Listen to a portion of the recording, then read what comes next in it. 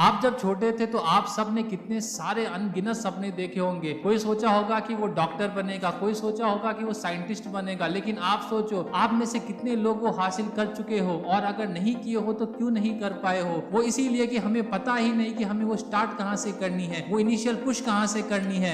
आप बोलोगे कि मुझे कोई गाइड करने वाला नहीं था, इसीलिए मैं सही कदम पर नहीं चल पाया, या फिर जो मुझे चाहिए था वो मुझे नहीं मिल सका जस्ट बिकॉज ऑफ गाइडेंस। यार ये सब दोगलापन है। महात्मा गांधी को किसी ने फोर्स किया था कि आजादी जाके तुम लड़ो। विवेकानंदा जी इतने महान ज्ञानी, किसी ने उनको कहा था कि तुम्हें ज्ञान प्राप्त करनी होगी। या फिर हमारे वीर भगत सिंह जी, किसी ने उन्हें बोला था कि उन्हें तुम्हें आजादी के लिए लड़ना ही पड़ेगा या फिर तुम्हारी बलिदान देना ही होगा। नहीं ना, बस एक जज्बा था उनमें कि कुछ हो या ना हो, जो मेरा मन, मेरा दिल, मेरी अंतरात्मा चाहती है मुझे उस काम को दिलो जान से करनी होगी, चाहे उसमें मैं सक्सेस हो या फेल्यूर, कोई बात नहीं। अगर वो फेल्यूर के डर से कुछ ना कर पाते तो उन्हें कोई पूछने वाला ही नहीं था। आजादी की लड़ाई में तो कई लाखों लोगों ने अपनी शहादत दी थी, फिर भी लोग इन महान अनुभवों को क्यों याद करते हैं? इसलिए नहीं कि आजकल सोशल मीडिया पे सब पर इनकी बहुत बातें होती हैं, इसलिए नहीं, बस इसलिए होती है कि इन लोगों ने कुछ ऐसा कर दिखाया दुनिया को कि लोगों को उनके सामने झुकना पड़ा, उन्हें मानना पड़ा कि हाँ, भगत सिंह में ऐसा कुछ है जो इस खास से खास बनाती है। आपके पास कोई काम ना करने के हजारों बहाने हो सकते हैं, लेकिन करने का बस एक, और अगर आप उस एक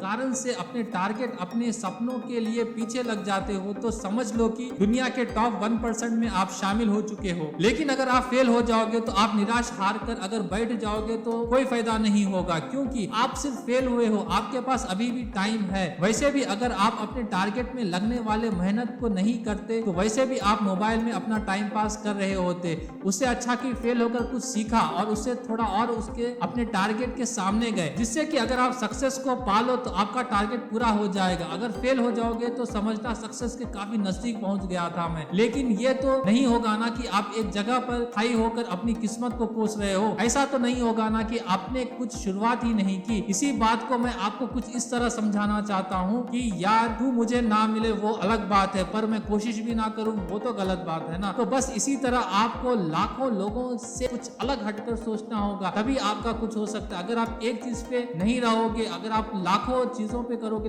लेकिन अगर आपको एक टारगेट भी सही नहीं मिलेगा ना, मैं आपको कोई टाइम टेबल फॉलो करने के लिए नहीं बोल रहा हूँ, क्योंकि टाइम टेबल से कुछ नहीं होता। आप बस सुबह उठकर अपनी एक सबसे पहली प्रायोरिटी क्या कीजिए, बस उसके बाद दूसरी, फिर तीसरी, बस ऐसे करते रहो। आपको अपना मकसद पाने में कोई नहीं रोक सकता, यहाँ तक कि आप खुद भी खुद को नहीं रोक पाओगे। अगर हमारे इसरो के साइंटिस्ट चंद्रयान 2 के फेल्यूर के बाद अगर थम जाते और निराश होकर आगे नहीं बढ़ पाते तो क्या आज हमें चंद्रयान 3 की सफलता का आनंद ले पाते? नहीं ना। हमारे साइंटिस्ट अगर मान लेते कि उनसे अब नहीं होगा और अगर वो प्रयास करना छोड़ देते तो ये सक्सेस हमें कभी नहीं मिलता, और दुनिया में हम चौथे स्थान पर आ चुके हैं। क्या हम अगर आ पाते अगर हमारे साइंटिस्ट रुक जाते वहीं? तो नहीं ना। आपको दिन भर के कामों में कुछ ज्यादा नहीं करना यार, अपने सपनों के लिए बस एक घंटा, सिर्फ एक घंटा निकालना है और आपके सपनों को देना है। बाकी आप अपने कंटिन्यूटी पर छोड़ दो और इसे फॉलो करते रहो, फिर देखना आप क्यों सक्सेस नहीं पाओगे। अगर मैं आपको पूछूं कि आपका टारगेट क्या है तो आप बोलोगे कि मुझे डॉक्टर बनना है, तो फिर क्या आपने उस टारगेट को पाने के लिए स्टार्टिंग से आपने क्या किया है?